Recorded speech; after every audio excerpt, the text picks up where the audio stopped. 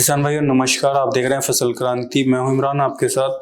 फसल क्रांति समय समय पर कृषि संबंधित नई नई जानकारी आप तक पहुंचाने का काम करता है। प्रयास यही रहता है कि अत्याधुनिक कृषि जानकारी से किसानों को ज़्यादा से ज़्यादा जोड़ा जाए। फिलहाल मैं मौजूद हूँ प्रधान के ऑफिस में। प्रधान क्या है, किस तरीके से काम करता है, इन सब पर चर्चा करने के लिए हमारे साथ खास मेहमान नित्यानंद जी मौजूद हैं, जो कि lead centre of excellence sustainability पे काम करते हैं। और खासकर प्रधान की एक जो बात है कि एग्रीकल्चर पे किस तरीके से काम कर रहे हैं वो, और जो हमारे किसान साथी हैं उनको कैसे एम्पावर कर रहे हैं, इन सब पर हम चर्चा करेंगे। सर बहुत बहुत स्वागत है आपका।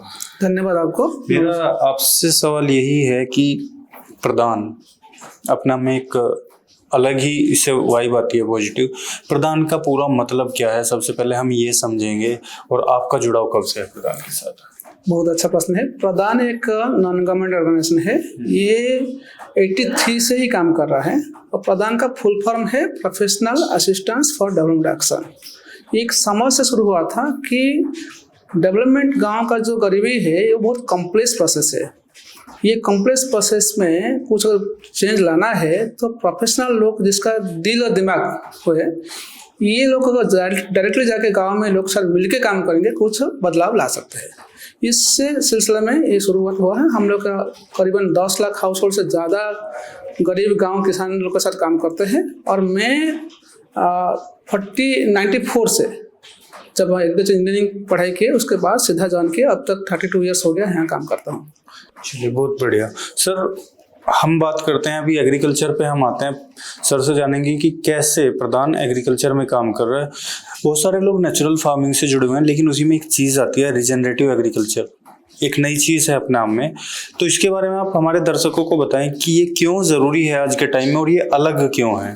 देखिए, प्राकृतिक खेती व नेचुरल फार्मिंग एक सबको आजकल सब जानते हैं। और एग्रीकल्चर का ये जो प्राकृतिक खेती बोलिए कि रीजनरेटिव एग्रीकल्चर बोलिए, हम इसको पुनर्जीवित खेती बोलते हैं। ये क्यों जरूरत पड़ गया आज का दिन में?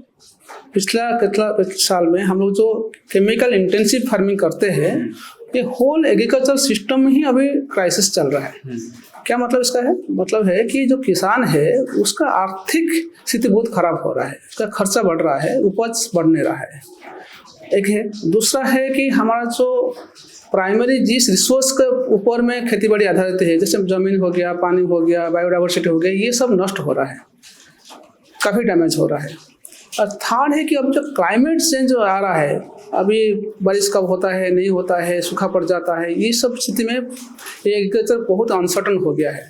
चौथा है जो खेती बाड़ी में जो मिलता है वो खाने के लिए बना हुआ था ना, बट अभी जो खाने में जहर भरा हुआ है और जो पोषक तत्वों का मात्रा बहुत कम हो गया। वो स्टडी बोलता है कि ये 1/3 हो गया है और डाइवर्सिटी नहीं रहा है, टेस्ट नहीं रहा है। तो खाने में क्राइसिस है, बहुत सारे हेल्थ इशू आ रहा है, कैंसर जैसे इशू आ रहा है। ये सब जो मल्टीपल चैलेंज आ रहा है ना, इकोनॉमिक क्राइसिस आ रहा है, रिसोर्स क्राइसिस आ रहा है, और हमारा जलवायु का जो क्राइसिस आ रहा है, और खाद्य समस्या जो आ रही है, सबका स्थिति ऐसे हो के हमको कुछ अलग करना जरूरत है। इसलिए एक प्राकृतिक खेती का साधन है। हम लोग इसको रीजनरेटिव एग्रीकल्चर बोलते हैं, क्योंकि हमको सस्टेन नहीं करना है, जो खराब हो गया ना सस्टेन नहीं करना, हमको इसको पुनर्जीवित करना है और एक अलग समृद्धशाली सिस्टम बनाना पड़ेगा। इसलिए हम बोलते हैं कि रीजनरेटिव एग्रीकल्चर अप्रोच प्रधान फॉलो करते हैं। हम पहले केमिकल करते थे, पिछले कुछ साल होके ये सब समझते हुए ये हम नया अप्रोच शुरू किए हैं। यदि हम साधारण भाषा में कहें, जैसे हमारे सूक्ष्म जीव हैं जो आज के टाइम में नहीं पाए जाते हैं मिट्टी में, तो कहीं ना कहीं उनको पुनर्जीवित करके, या मतलब जो खेती के पुराने तरीके थे उनको आप पुनर्जीवित करके किसानों को जोड़ने का काम कर रहे हैं। सर बड़ा अच्छा ये आपका प्रयास है। अगर मैं बात करूं रीजनरेटिव एग्रीकल्चर जो आप बता रहे हैं मुझे, इसके बारे में जो प्रधान का ओवरऑल एक्सपीरियंस रहा है इसको प्रमोट करने में, किसानों तक पहुंचाने में, वो कैसा रहा है, क्या चीज़ें?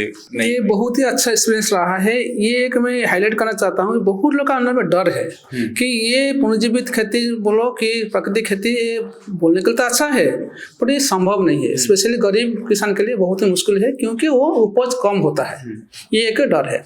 बट हमारा अनुभव कुछ उल्टा है। हमारा अनुभव है कि एक्चुअली हम लोग जितना नहीं समझते हैं, गरीब किसान ज़्यादा समझते हैं। इनका जो मिट्टी खराब हो गया, टान हो गया, उसका जो केचुआ खत्म हो गया, सब जानते हैं। अभी वो बोले कि अभी हम रोपाई नहीं कर पाता, हाथ दुखता है। तो लोग बोलते हैं कि हमारा गांव का गरीब लोग जब वापस आएंगे जमीन बचा के रखेंगे तब ना हम बच्चे लोग आगे जाएंगे, कैसे जाएंगे, तो वो समझ देते हैं। बट इशू यही है कि ये लोग बोलते हैं कि हमारा जो इनकम लॉस नहीं होना चाहिए। तो हमारा एक्सपीरियंस यही बोलता है कि हम करीबन 5 लाख से ज़्यादा किसान को इस मुहिम में जोड़ चुके हैं। हमारा एक्सपीरियंस यही बोलता है कि जो डर था वो सब डर का राउंड में हम लोग का आंसर मिला है। यहाँ ये हम देखें कि एक ही साल में अगर थोड़ा बहुत ठीक ठाक हम अगर जो बोला जाता है उसी को लेकर अगर कोई पुनर्जीवित खेती करता है तो उपज बिल्कुल कम नहीं होता है, समान होता है। कब के इनकम ज़्यादा होता है क्योंकि खर्चा कम होता है। दूसरा है कि एक ही साल का अंदर में केचुआ फिर दिखता है, लोग का पूरा भरोसा आ जाता है। फार्मर को केचुआ देखने से लोग का पूरा भरोसा आ जाता है और मिट्टी हल्का हो जाता है। आप बोलते हैं हम आसान से रुपाई कर पाता है, आसान से निदाई कुड़ाई कर पाता है, तो मिट्टी भी अच्छा होता है तो लोग खुश हो जाते हैं। तीसरा है कि जो खाना मिलता है, जो प्रोड्यूस आता है वो टेस्ट होता है। और आलू प्याज ये सब चीज़ है ना वो बहुत लंबा रहता है। पहले 2 साल में 2 महीने में खत्म हो जाता था, अभी 8 महीना 9 महीना 10 महीना लगते लोग खाते हैं। तो अलग अलग किस्म का फायदा उनको दिखता है। और स्पेशली अभी जो यूरिया डीपी के लिए जो मारामार चलता है ना, मिलता नहीं है ना, तो इस सब चीज़ में लोग बोलते हैं हमको तो और मिलता नहीं है, तो इसलिए ये रास्ता हमको भरोसा देता है। और जो बारिश का कम होता है ज़्यादा होता है ना, और ये सब देखते हैं कि उसमें काफ़ी धान उपज के बाद ना जो नमी रहता है ना, वो नमी में दूसरा फसल भी कर पाते हैं। तो ये सबका बहुत सारे पॉजिटिव एक्सपीरियंस है। लोग बहुत एक्साइटेड है। ओनली दे वांट एक proper support in term of bio inputs, मतलब जो जैविक खाद बीज जो है ना उसको कैसे बढ़िया से मिलेगा, कि मार्केट में मिलता नहीं है, वो खुद नहीं कर पाता है, खुद करना आसान नहीं है। खुद भी कर सकता है बट एक सिस्टमेटिकल मिल जाने से उनको अपनाना आसान होता है। जो छोटे किसान हैं, मार्जिनल किसान है, या हम उनको कह सकते हैं स्मॉल होल्डिंग फार्मर्स हैं, अगर हम, आपको भी पता है कि क्लाइमेट लगातार चेंज हो रहा है और खेती से कहीं ना कहीं प्रभावित हो रही है, तो रिजेनरेटिव एग्रीकल्चर के जरिए उन किसानों को कैसे मदद मिल रही है और कैसे वो सस्टेन कर पा रहे हैं क्लाइमेट रेजिलेंट की अगर हम बात करें तो? ये जो रीजनरेटिव एग्रीकल्चर का नेचुरल फार्मिंग का अप्रोच है, जंगल तो इसी अप्रोच का है जी। जंगल में ना कोई बारिश ज़्यादा होने से प्रॉब्लम होता है, ना कम होने से प्रॉब्लम होता है, ना कोई हवा आने से कि ओला गिरने से प्रॉब्लम होता है। तो हम लोग जब भी रीजनरेटिव एग्रीकल्चर करना शुरू करते हैं तो मिट्टी ताकतवर हो जाता है, मिट्टी में सूक्ष्मजीवी आ जाता है, मिट्टी भुरभुरापन बन जाता है। तो अगर बारिश कम भी होता है ना, जब भी बारिश होता है पानी रुकता है, वहाँ जब पानी रुकता है और मिट्टी हल्का हो जाता है तो जड़ बढ़ जाता है। तो पानी भी रुकता है और जड़ बढ़ जाता है, तो पानी अगर बीच में बंद हो गया ना तब भी उनको एक ढंग का पानी मिल जाता है जीने के लिए, तो सूखे में बच जाता है। और ज़्यादा बारिश जब होता है क्या होता है, पानी अंदर घुस जाता है।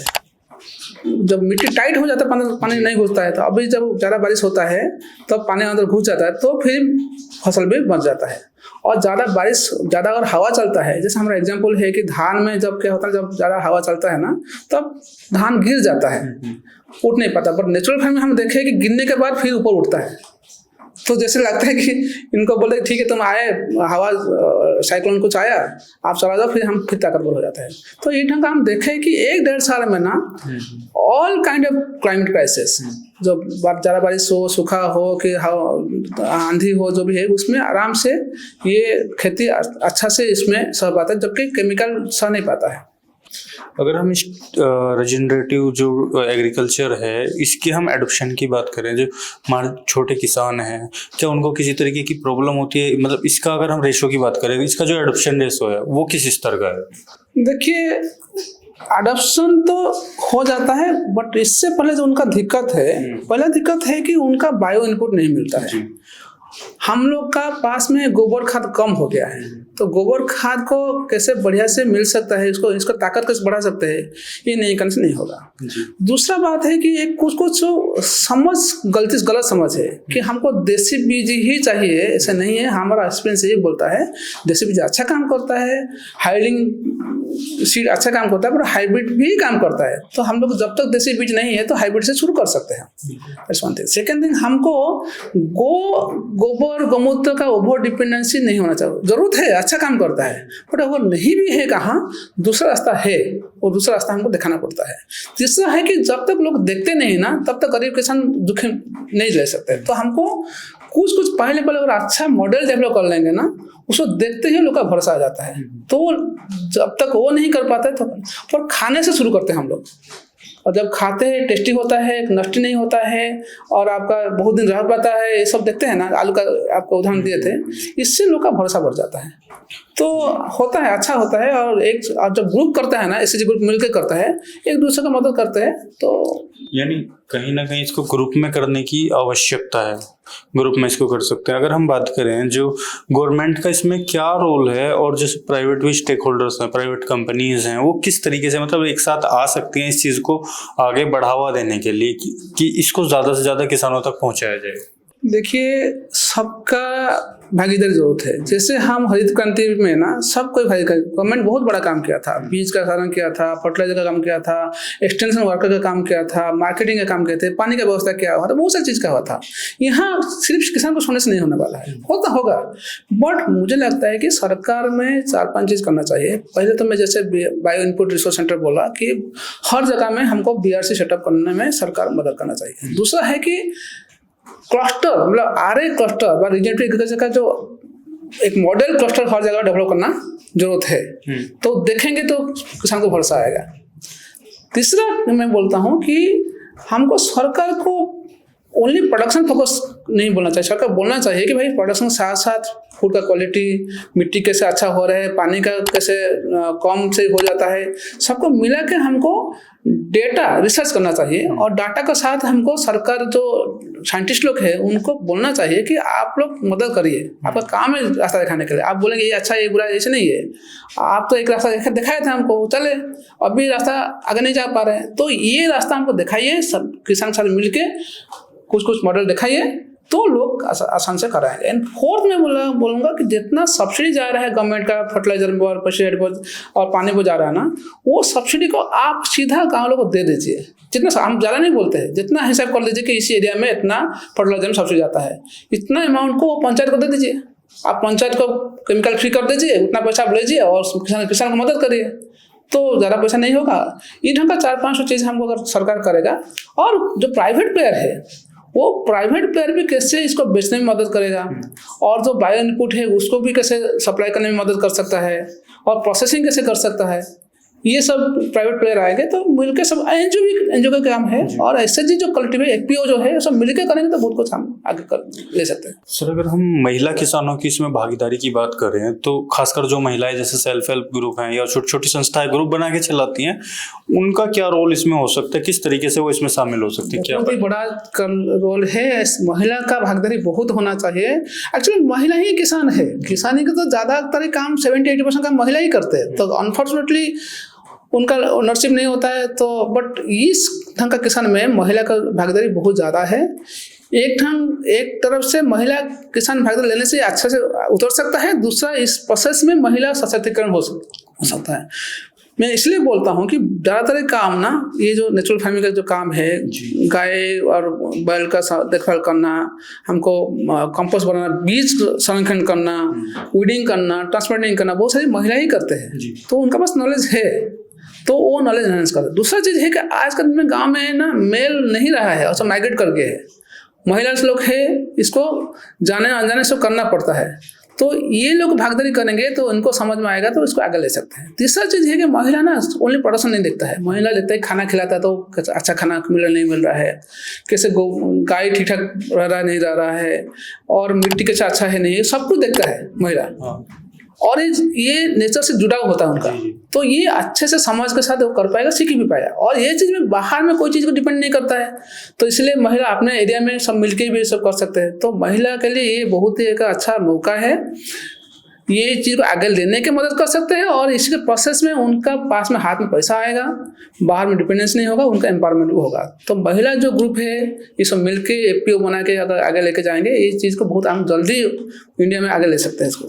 आपने एफपीओ का जिक्र किया, एफपीओ आपने कहा, तो अगर हम बात करें जो कुछ एफपीओ ऐसे भी हैं जो महिलाओं के द्वारा संचालित हैं, जो महिला किसान है वो उनको चला रही हैं, तो अगर हम एफपीओ के रोल को इसमें देखते हैं जो महिलाओं द्वारा संचालित हैं या वैसे जो मेल कैंडिडेट्स के द्वारा भी चलाए जा रहे हैं, इनका कितना रोल है रिजनरेटिव एग्रीकल्चर को आगे बढ़ाने में? मैं इसका एक एग्जाम्पल के साथ बोलूँगा कि हमारा प्रधान में एक झारखंड में गुमला जिला में एक घाघरा महिला एपीसी है, ये OPO चला रहे हैं, उनका ये पूरा घाघरा में 4,000-5,000 फैमिली के साथ ये RMA कराने में इनका मदद बहुत हुआ है। क्या क्या किया मैं बोलता हूँ। पहले तो है कि ये BRC सेंटर एस्टेब्लिश किए हैं, बायो इनपुट रिसोर्स सेंटर। इसमें FPO एडवांस दिया पैसा, कुछ एंटरप्रेन्योर को चुना, ये लोग को सिखाया, ये लोग इनपुट प्रोडक्शन किए करके इसको इनका मेंबर को इसको बेचे है, तो बायो इनपुट में हेल्प किया। दूसरा है कि जो मुहिम चलता है ना, कलेक्टिव मुहिम निकला, हम लोग ये अच्छा है, नेचुरल केमिकल फार्मिंग अच्छा खाना मिलता है, ये सब जो है ना, वो एक मुहिम चलाने में ये लोग को अवेयरनेस क्रिएशन में काफ़ी मदद की है। तीसरा है कि ये जैसे फॉर एग्जाम्पल एक बहुत सुंदर से किए लोग ना, ये लोग क्या किया ना, आपका धान के बाद ये जो सोर्सो है, मस्टर्ड है, वो मस्टर्ड उग जाए। इसमें क्या हुआ ना, मस्टर्ड को जो ऑयल स्टार्ट करके एक तो मार्केट में काम हेल्प किया, और मस्टर्ड का जो ऑयल केक निकला ना, that has become a fertiliser for the organic fertiliser. दूसरा है कि मस्टर्ड करने से मिट्टी ढक के रहता है, और पानी जो धान के बाद जो मॉइस्चर है ना, उसको यूज कर पाते हैं। ये सब मिला के प्योर मार्केटिंग में हेल्प किया है। अच्छा, जैसे मार्केट पहले जानते नहीं ऐसा चीज़ है क्या है, उसके लिए महिला लोग प्योर क्या किया ना, अपना एक आउटलेट बनाया है। वो देखिए, आप लेके जाओ, खाओ और रखो। ये देखिए, आप रीजनरेटिव एग्रीकल्चर में जो टमाटो होता है ना, आप 10 दिन रह जाएगा, सड़ेगा नहीं, सिकुड़ जाएगा, सड़ेगा नहीं, तो वो अपना आप से टेस्टी है, तो लोग को पहले कुछ दिन ना दिखाना पड़ता है, इसके बाद लोग अपने से डिमांड हो जाता है। तीसरा है कि हम लोग ना नया करते हैं तो कम जगह में करते हैं, तो अगर वॉल्यूम नहीं होगा तो मार्केट नहीं लेते हैं, तो एग्रीगेशन में हेल्प करते हैं, मार्केट डिमांड क्रिएशन में हेल्प करते हैं, इनपुट सप्लाई करने में हेल्प करता है, आउटपुट, ये सब का हिसाब से पूरा मुहिम को लेके जाता है। FPO अच्छा काम किया है। FPO ये सब चीज़ करने से वो स्केल में हो सकता है। बहुत ही अच्छा एग्जाम्पल आपने दिया। कहीं ना कहीं ओवरऑल अगर हम देखते हैं तो एक अच्छा इनकम सोर्स जो महिला किसान है उनको भी इससे मिल सकता है, अगर वो FPO के जरिए काम करते हैं, FPO बना के काम करते हैं। अंत में चलते चलते जानकारी आपने काफ़ी अच्छी दी है, लेकिन अंत में चलते चलते मेरा आपसे जो सवाल है वो यही है कि अगले 10 सालों में अगर हम प्रधान का जो, क्योंकि आप एक लंबे समय से काम कर रहे हैं कृषि क्षेत्र में, तो 10 सालों में हम कहाँ देख सकते हैं, क्या विजन है आपका? साथ ही साथ जब हम रीजनरेटिव एग्रीकल्चर की बात करते हैं तो जो महिला किसान हैं या उनके द्वारा चलाए जाने वाले FPO हैं, उसको लेके कैसे एक सस्टेनेबल रूरल इकोनॉमी डेवलप की जा सकती है, कैसे इसको बनाया जा सकता है? देखिए, सरकार भी इस एंगल में बहुत सारी शुरुआत कर चुके हैं। जैसे national mission for natural farming है ना, 10,000 FPO का इनिशिएटिव है, बहुत सारे इनिशिएटिव शुरू कर लिए हैं, बट एक कोहेरेंस एफर्ट चाहिए, सबको मिलकर एफर्ट चाहिए। मुझे लगता है, मेरा समझ है कि प्रधान जैसे एजेंसी और सरकार साथ मिलकर ना एविडेंस क्रिएट करना चाहिए, high performing RA cluster, regional cluster develop करना चाहिए, ये एक बड़ा काम है। दूसरा काम क्या है ना, हमको large scale network BRC network develop करना पड़ेगा। तीसरा मुझे लगता है कि हमको चैंपियन डेवलप करना पड़ेगा, बिकॉज जैसे केमिकल को चलता है ना, चैंपियन हो ना, यहाँ का भी हमको हजार चैंपियन चाहिए, हर ब्लॉक में 4-5 चैंपियन चाहिए, बिकॉज बोलने से नहीं होता, कुछ जाके थोड़ा सा काम में सपोर्ट एक्शन करना पड़ेगा। इसलिए सरकार के साथ मिलकर, प्रधान जैसे एजेंसी मिलकर ना, हमको चैंपियन 2 किस्म का है, एक प्रोफेशनल चैंपियन चाहिए, एक प्रोफेशनल चैंपियन फार्मर चाहिए, जो गाँव में करके दिखाएगा, ये एक इनिशिएटिव होना चाहिए। एंड FPO मार्केटिंग का जो नेटवर्क है ना गरीब फार्मर का, वो FPO will take care of it. ये चारों चीज मिलेंगे तो मुझे लग रहा है अगला 10 साल में, ये पहले तो अगला 3-4 साल में ये डाउट चला जाना चाहिए कि ये जो नेचुरल फार्मिंग एक क्रेडिबल ऑप्शन है कि नहीं। बिल्कुल क्रेडिबल ऑप्शन है, वो एस्टेब्लिश हो जाएगा। दूसरा एक रास्ता ही नहीं है हमको, तो अभी करना पड़ेगा। मुझे लगता है कि सरकार काफ़ी पैसा इन्वेस्ट करेगा, अभी तो बहुत कम कर रहे हैं, तो मुझे लगता है जब सरकार को भरोसा आ जाएगा, काफ़ी ज़्यादा पैसा इन्वेस्ट करेंगे, तो ये एक नॉर्मल, ये एक मेन स्ट्रीम एग्रीकल्चर हो जाएगा। मुझे लगता है 30-40% एरिया में ये शुरू हो जाएगा, और कम से कम मुझे लगता है 40-50% फार्मर करना शुरू कर देंगे, 30-40% एरिया में ये नेचुरल फार्मिंग हो जाएगा, and it will be emerging as a credible alternative agriculture approach. अंत में चलते चलते जो हमारे दर्शक किसान भाई आपको देख रहे हैं, प्रधान की ओर से आप उनको क्या कहना चाहेंगे? मैं तो बोलूँगा कि आप लोग का समझ में आया होगा कि जो मुझे लगता है कि आप थोड़ा सा करके शुरू करिए, थोड़ा करिए, खाने के लिए शुरू करिए और मिल के शुरू करिए। जितना 10 लोग हो, 50 लोग हो, 15 लोग हो, जितना भी हो सकता है आप मिलकर शुरू करिए। आपको समझ में आ जाएगा कि इसमें कोई दिक्कत नहीं है, बहुत कुछ इसमें कोई लॉस नहीं है। आपको भरोसा जब आएगा देन आप कलेक्टिव थोड़ा बढ़ाइए, एफपीओ बनाइए, बनाने के बाद आप बीआरसी सिस्टम एस्टेब्लिश करिए, ऐसा ऐसा चेंज करिए, अलग सडन चेंज करने की जरूरत नहीं है। आपको बहुत सारी गाय की जरूरत नहीं है, कम होने से चल जाएगा, रास्ता है। बहुत कंपोस्ट जरूरत नहीं है, जितना कंपोस्ट है उतना भी शुरू कर सकते हैं। देसी बीज नहीं है, जो बीज है उसी को शुरू कर सकते हैं। बट एक हिम्मत रखिए, रास्ता रखिए, यही रास्ता आपको दिखाएगा। शुरू करिए, डरो मत, शुरू करिए। बिल्कुल। तो ये थे हमारे साथ प्रधान से नित्यानंद जी, जिन्होंने बताया कि किस तरीके से प्रधान रिजनरेटिव एग्रीकल्चर को लेके काम कर रहा है। और खास बात ये है कि किसानों को किस तरीके से इस रिजनरेटिव एग्रीकल्चर टर्म से फायदा मिल रहा है। एक बड़ी संख्या में प्रधान ने इसको लेकर किसानों के साथ काम किया है। इसी तरीके की और भी जानकारी हम आप तक पहुंचाएंगे और बहुत जल्दी हम आपको रिजनरेटिव एग्रीकल्चर के जो प्रोजेक्ट्स हैं, जो फील्ड जिसको हम बोलते हैं कि जो दिखता है वो अच्छा होता है, तो हम दिखाएंगे आपको कि कैसे इस प्रक्रिया के तहत खेती की जाती है। हमारे साथ जुड़ने के लिए बहुत बहुत धन्यवाद आपका। देखते रहिए फसल क्रांति।